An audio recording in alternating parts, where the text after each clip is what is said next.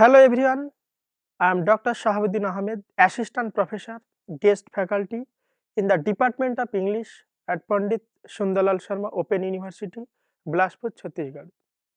Welcome you all to this virtual lecture. Today, I am going to discuss post-colonial feminism. By the end of this session, you will have a clear understanding of the concept of post-colonial feminism, its main features, key theorists, its contemporary relevance within literary and cultural studies. Moreover, the session aims to highlight how post-colonial feminism engages with issues of gender, colonial history, culture, and power. It offers a nuanced perspective on women's experiences in post-colonial context. I want to begin with what is post-colonial feminist theory. Post-colonial feminism is an important branch of feminist theory. It is a shift from the concerns of Western feminism. It is a shift from the concerns of Western feminism.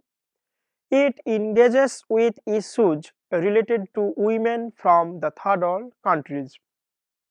It emerged as a response to mainstream Western feminism. Postcolonial feminism critiques Western feminist universalism, while Western feminism focuses mainly on gender inequality. Post-colonial feminism additionally considers race, culture, empire, and it investigates how colonial histories, gender, race, culture, caste, nationalism have shaped non-white women's lives in formerly colonized societies. So, post-colonial feminism challenges patriarchal structures within post-colonial cultures. Post-colonial feminism gives voice to women who have been historically marginalized in colonial and nationalist narratives, especially in formerly colonized countries. Now, I would like to turn to key questions. Firstly, how did colonialism shape gender norms and identities? It means colonialism reshaped gender norms by imposing Eurocentric patriarchal values upon the non-Western world.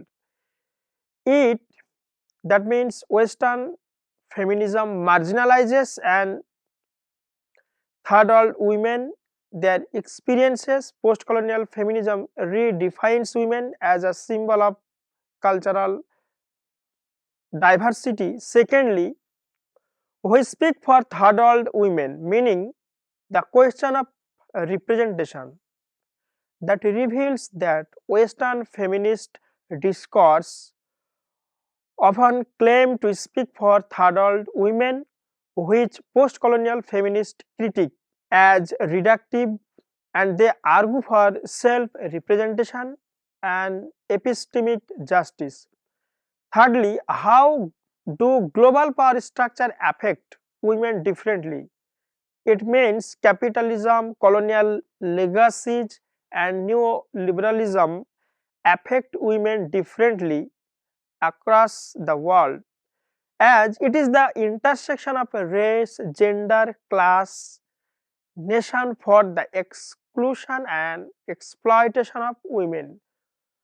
Finally, what forms of resistance emerge in post-colonial context? It means resistance emerge through cultural practices, literary representation, grassroots activism, and transnational female solidarities beyond and across the borders of the nation states. So we can say that through these questions, post-colonial feminists challenge and resist dominant colonial and patriarchal narratives. Now learners, let us move to the next slide. Origins of post-colonial feminism.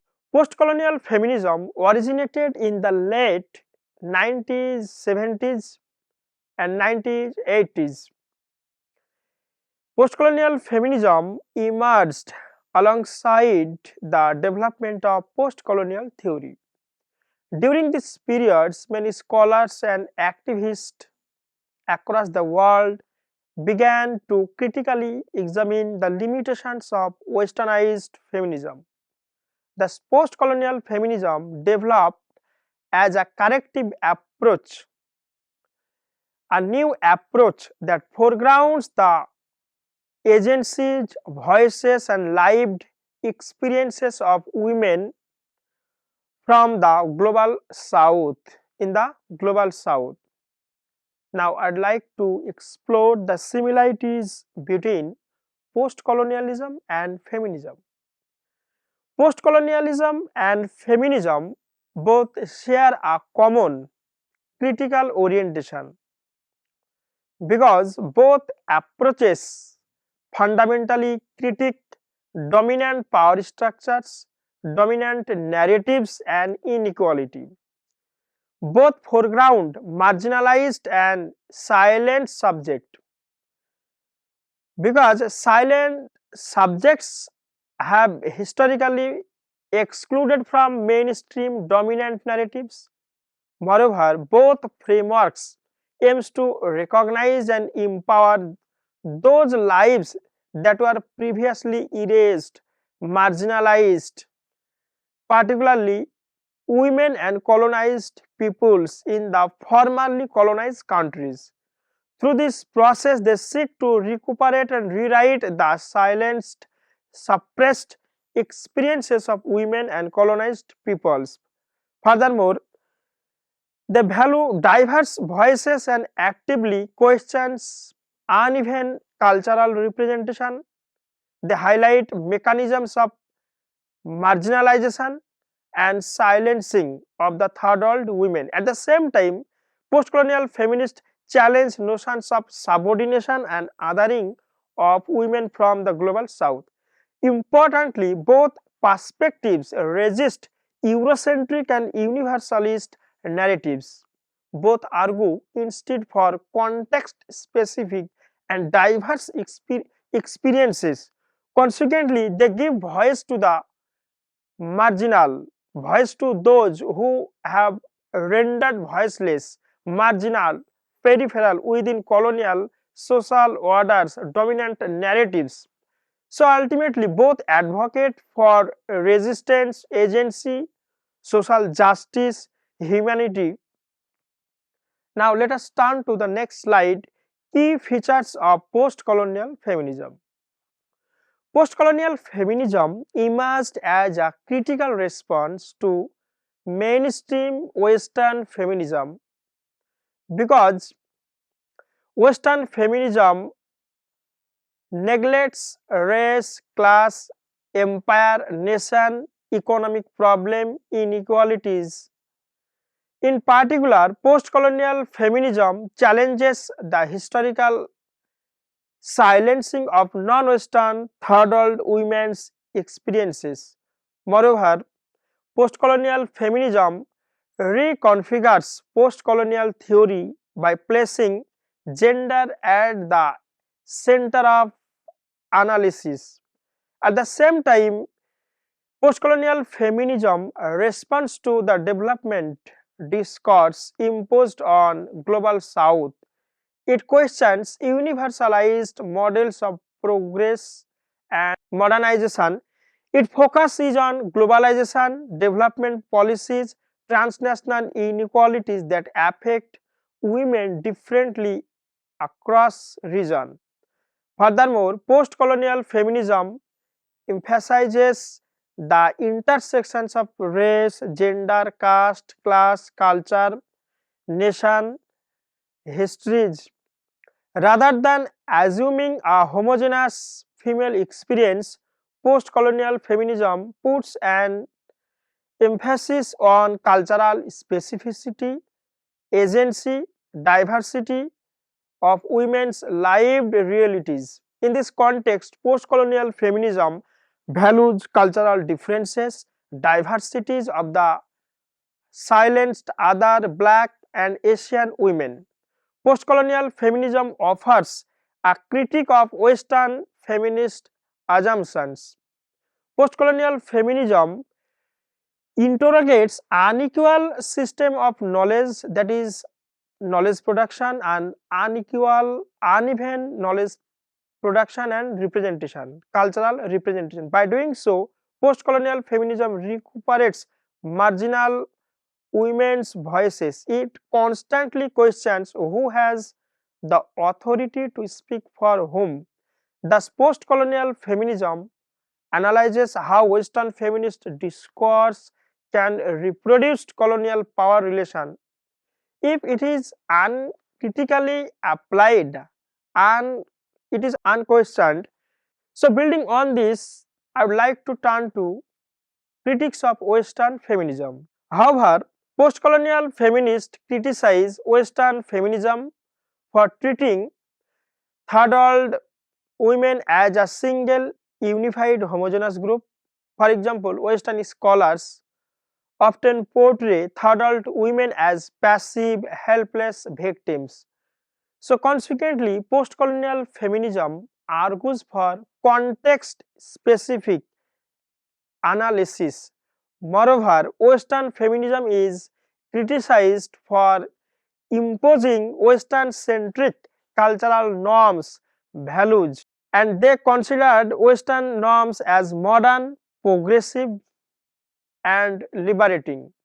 In addition, its approach is exclusionary approach as it focuses only on gender oppression while ignoring other kinds of struggles, oppression, that is ethnic, economic, and political, social, cultural. Furthermore, Western feminist discourse shaped by the experiences of privileged economic white women in the country UK and USA.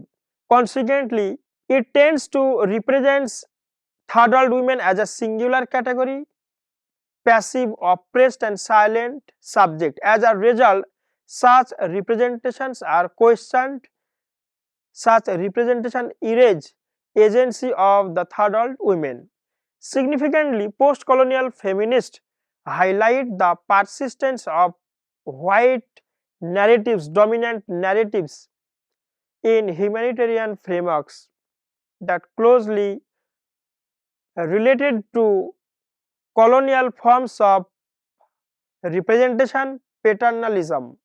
At the same time, westernized feminism is criticized for failing to acknowledge the historical impact of colonialism in shaping gender inequality. Therefore, postcolonial feminism concludes that Western feminism operates in such ways that can be oppressive and implicitly racist, as it ignores the diverse social, cultural, political, historical, material problems of third world women. So, such feminism reinforces hierarchy and marginalizes third world women's lived experiences. So, with this critique in mind, let us move to the next slide. Difference between Western feminism and post-colonial feminism. Western feminism originated in Europe and North America, and it is rooted in Western socio-cultural, political, economic, historical context. In contrast to Western feminism, third world feminism emerged as a response to mainstream Western feminism. So it is explored by scholars from countries with a history of colonialism. Western feminism focuses on gender oppression, gender inequality as the primary concerns. Within Western context, post-colonial feminism examines interconnected oppressions. That means how gender, race, culture, class, ethnicity, colonialism shape non-white, non-Western women's lives in formerly colonized countries. Western feminism universalizes female experiences. That means all women of the world have similar problems. So, in this way, Western feminism ignores historical and cultural differences between the women from third world countries. Postcolonial feminists reject such universality. Moreover, it challenges the idea that all women share the same struggles or problems. It stresses cultural specificities of third world women. It emphasizes that women's experiences differ depending on historical, cultural, and political context.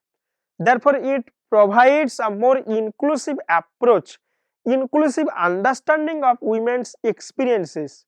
Western feminist discourse, shaped mainly by the experiences of white, middle class, and English speaking women in the UK and USA. It presents Western norms and values as universal models of liberation, while post-colonial feminists give voice and agency to marginalized, subaltern and third world women.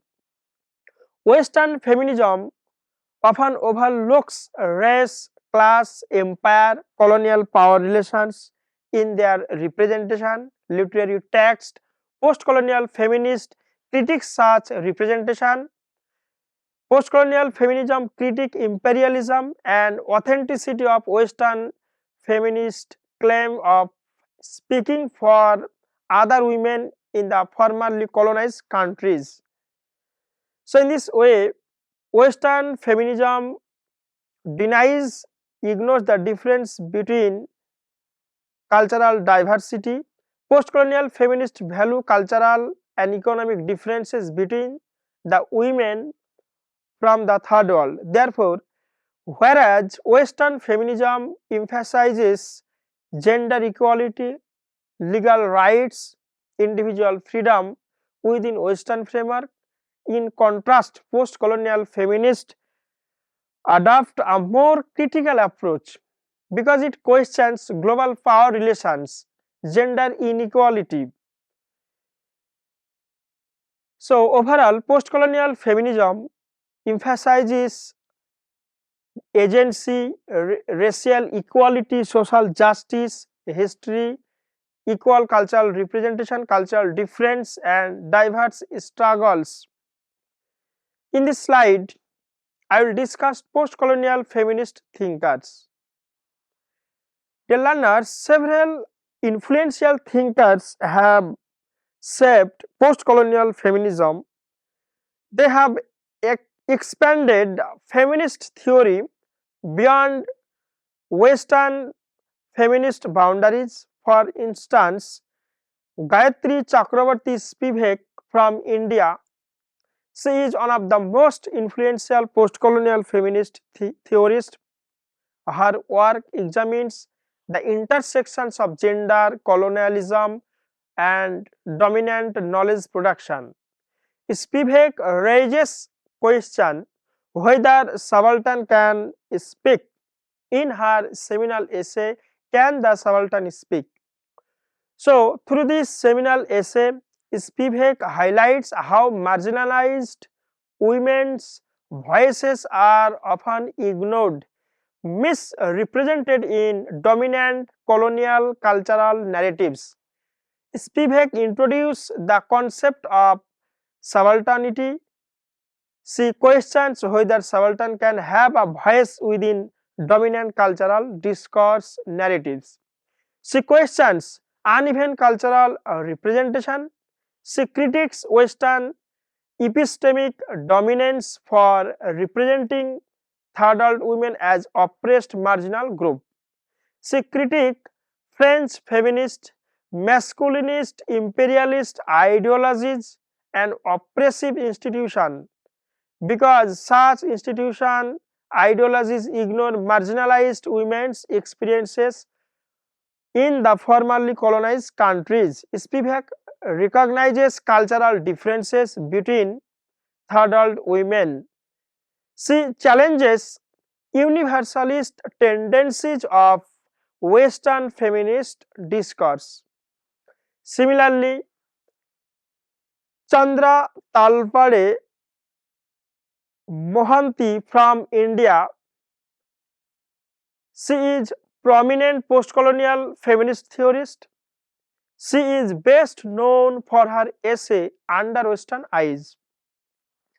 In this seminal work, Mohanty examines how Western feminism represents third world women negatively. She calls for feminism that is grounded in local realities and lived experiences. She critiques Western feminism construction of the third world women as homogeneous in her essay. She puts an emphasis on heterogeneity of the experiences of third world women. She challenges Western feminist assumptions about third world women as the silent, oppressed subject. She stressed the specificities and complexities of the lives of the third world women. She highlights the condition of women in the context of global capitalism and neo-colonialism, the inequalities in terms of substandard jobs. Mohanty calls for women's subjectivity, women's voice agency, and transnational female solidarity beyond and across the borders of the nation states. Therefore, her contribution to post-colonial feminist discourse lies in her challenge to universalizing tendencies of Western feminist frameworks, and her insistence is on diversity, specificity, collective action, and transnational solidarity. Now, continuing with this topic, let us move to the next slide. Similarly, Uma Narayan is an Indian-born post-colonial feminist theorist. Her work critiques Western feminism for representing third world women as a single oppressed group. She emphasizes how colonial histories, patriarchy, nationalism, global power relations shape gendered experiences. She challenges cultural essentialism.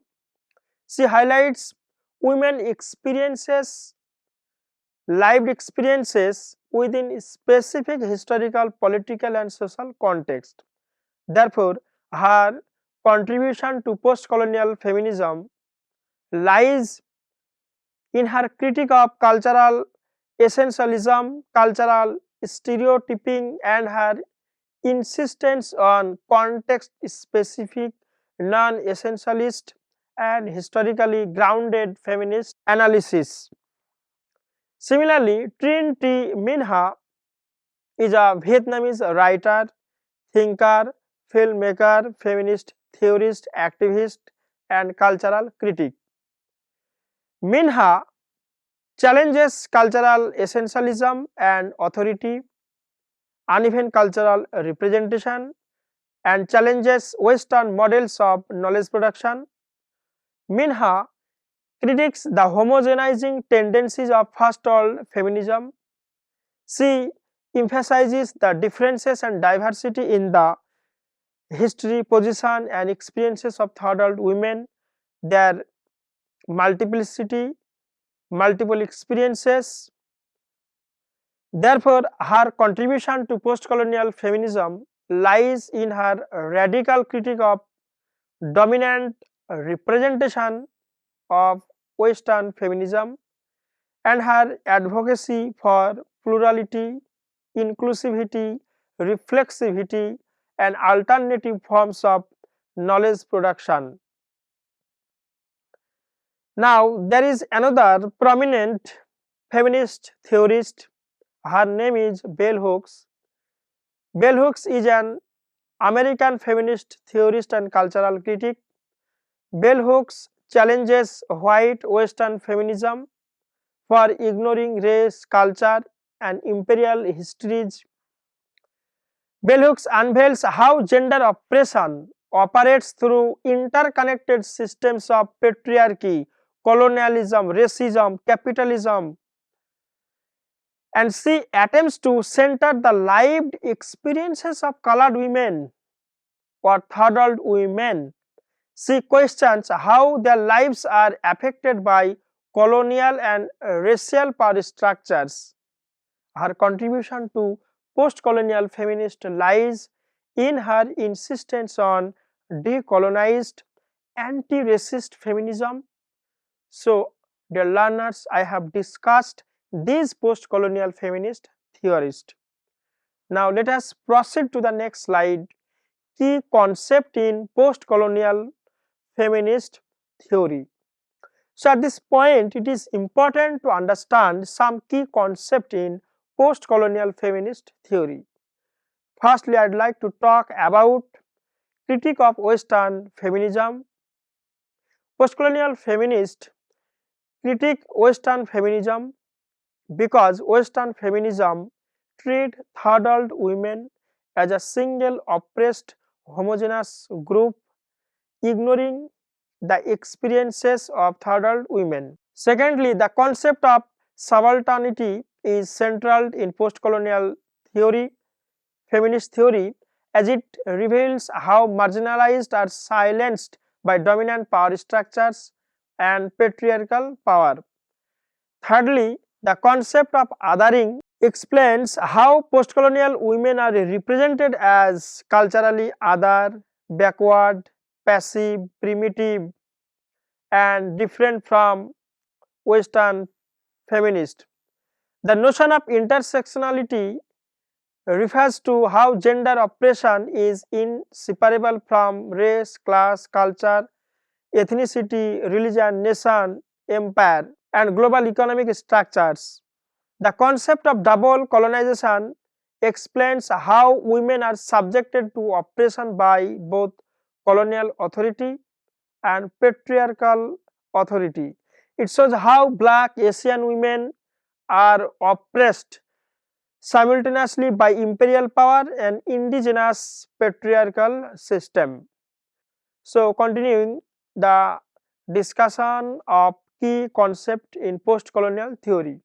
The term colonial legacy refers to how colonial histories or systems continue to shape gender relations, culture, economy, knowledge production in post-colonial societies. The next term, representation and voice, refers to how post-colonial feminists questions who speak for post-colonial women and how they stress the importance of self-representation. The concept of cultural specificity refers to how feminist theory must be rooted in local history, local culture, local tradition, and local lived experiences rather than Western universal models. The notion transnational feminism refers to the way of connecting women's struggles across borders without erasing cultural differences. Nationalism and gender explain how women are symbolically represented in nationalist movements while remaining marginalized in such representation and practices. So, traditionally, third world women have been portrayed as passive and voiceless. That's why post-colonial feminists challenge such representation. Post-colonial feminism emphasizes women's agency, resistance, acts of survival, strength within their own cultural context, within their own self-representation.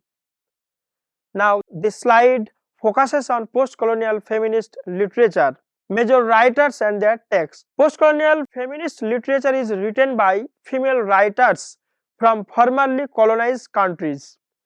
So, in literature, post-colonial feminism explores women's identities under colonial and post-colonial conditions. It challenges dominant cultural narratives, uneven cultural narratives, how female writers portray themes like resistance, agency, cultural conflict, migration, globalization.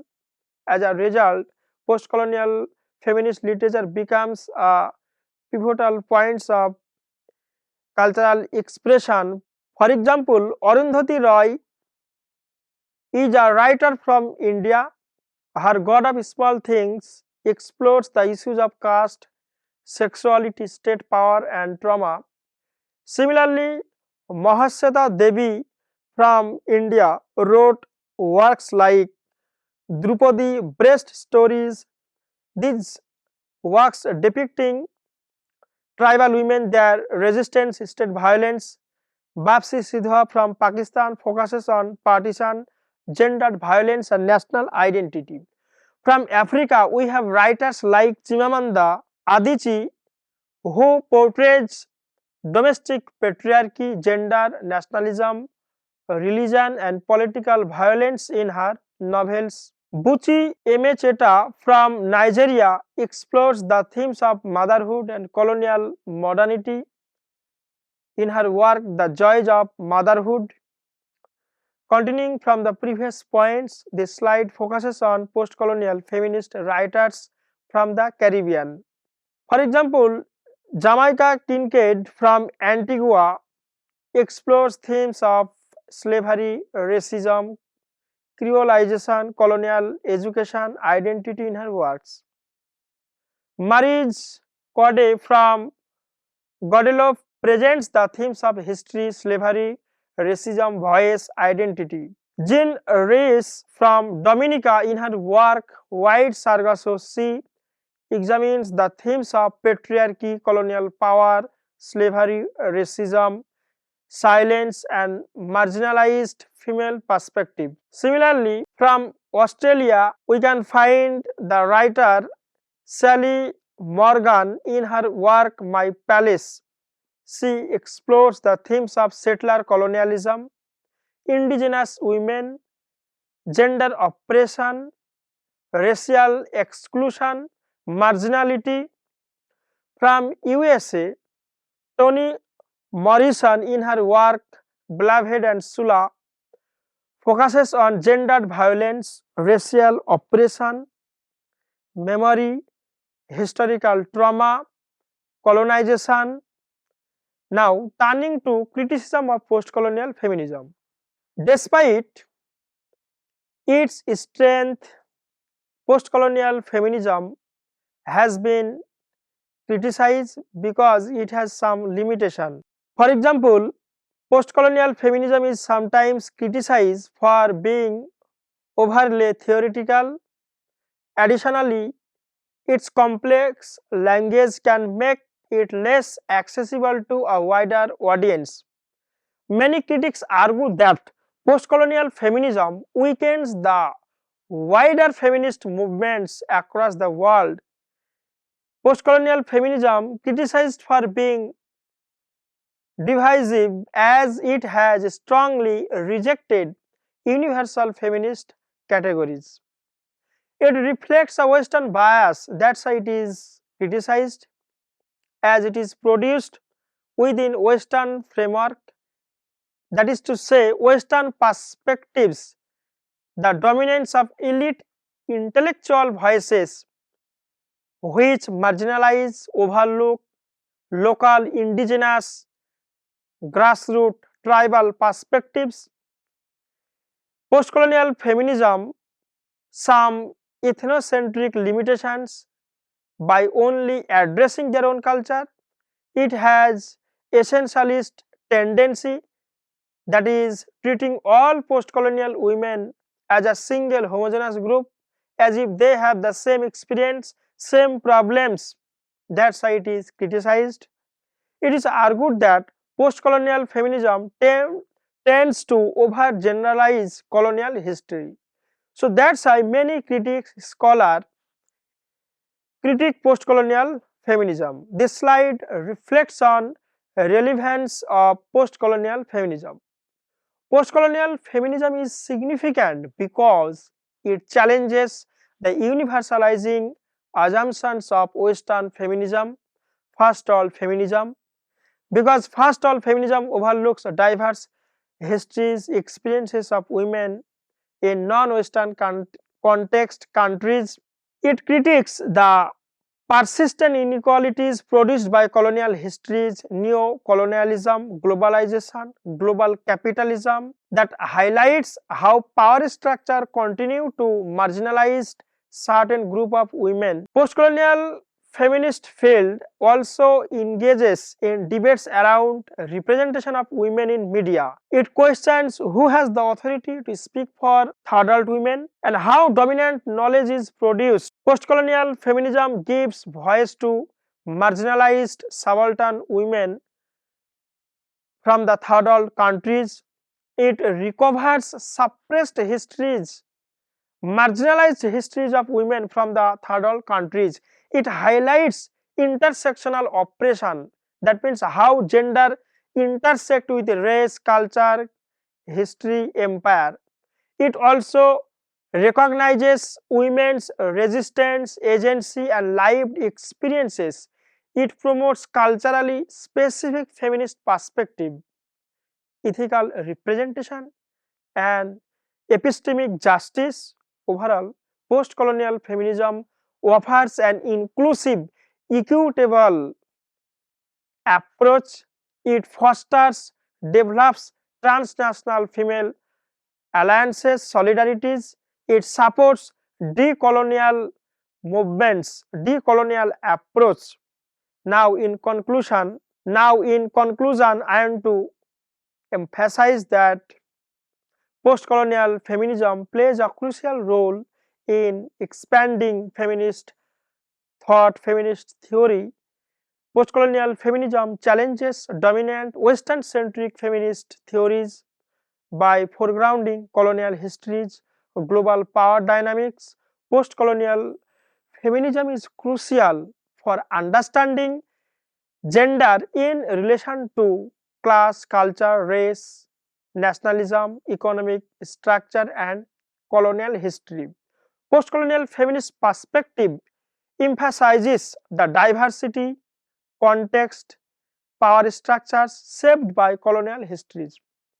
Postcolonial feminism advocates for inclusive, context sensitive and intersectional approaches to literary text for the evaluation, analysis of literary text. Postcolonial feminism acknowledges diverse women's lived experiences.